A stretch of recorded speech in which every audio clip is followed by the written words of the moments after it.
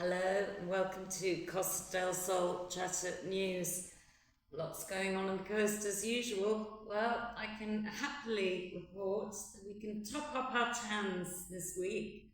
There will be a little bit of cloud, but lots of sunshine and up to 18 degrees. I've posted up events on Chatter and Casa Costa property of the week. Now, into Spanish and local news. It has been reported, it was reported on Facebook the other day, that Mercadona made 1.7 billion in 2025. Wow. I actually always shop at Mercadona. I think they do a really good job. It's very clean, very organised. Apparently, they gave their employees last year an 8.5% raise, which increased productivity by 4%. So, I always like people to do well, and obviously, hope that they're, with those profits, they will do charity work for the homeless. Anyway, I wouldn't have wanted to be sat on the runway at Malaga Airport on Monday. Sarah English reports that two F-18 jets were taking off.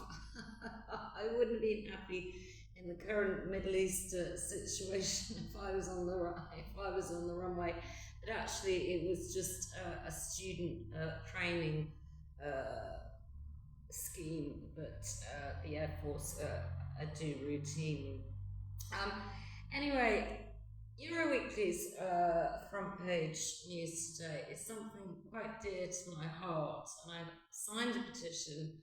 I have two groups, Costa del Sol Chatter and Costa del Sol Irish Group, and I can post every day about the poor Irish girl Amy Fitzpatrick, who was 15 when I think it was in 2008 on New Year's Day.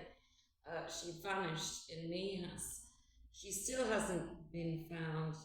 I can honestly say that if it was any of my children or family, I would never give up, and her mother certainly hasn't. But an interesting article. I think there can be more done on this, to be quite frank. Anyway, the Middle East.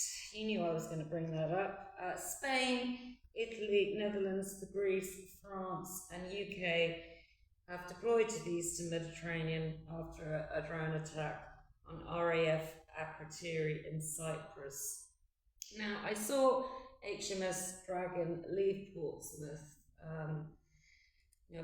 All their family and friends waving them off, and I hope that they don't encounter too much danger. All these forces in Europe and the UK are actually defensive forces.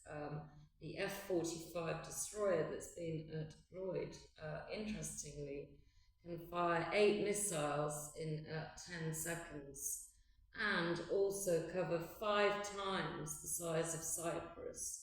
Now, please keep in mind, it's not being deployed for attack. This is for defense, yeah? And interestingly, also, Pedro Sanchez has fired the Israeli ambassador in what I would deem quite a political move.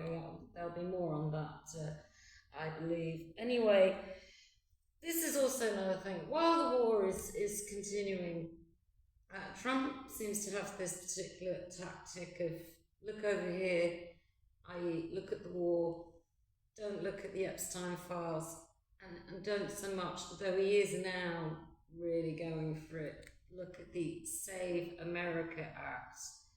Now, this act would effectively stop mail-in ballots, and you would have to have proof of citizenship and ID to vote.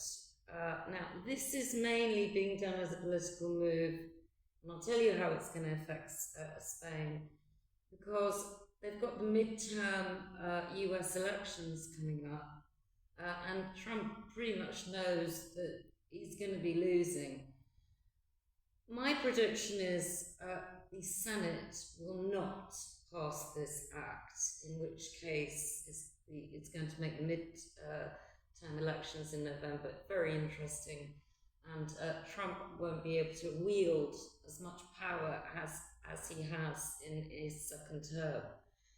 This has a direct effect on Spain and tariffs. He's again appealed the Supreme Court decision over his tariffs. So I'm looking forward to November and hopefully seeing much more Democrats have, to put some reins on him, really. Now, Jetta Cretton of the Whig is very serious. CNN reported last night that the US military accidentally struck an elementary school, killing 168 children due to outdated information about a naval base.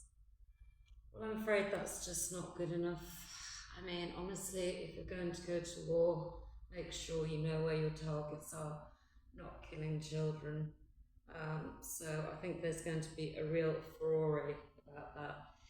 Anyway, on to my very favourite, Chatter Chuckle. I'm wearing the shamrock today. It's going to be St. Patrick's Day on Tuesday. Really looking forward to that.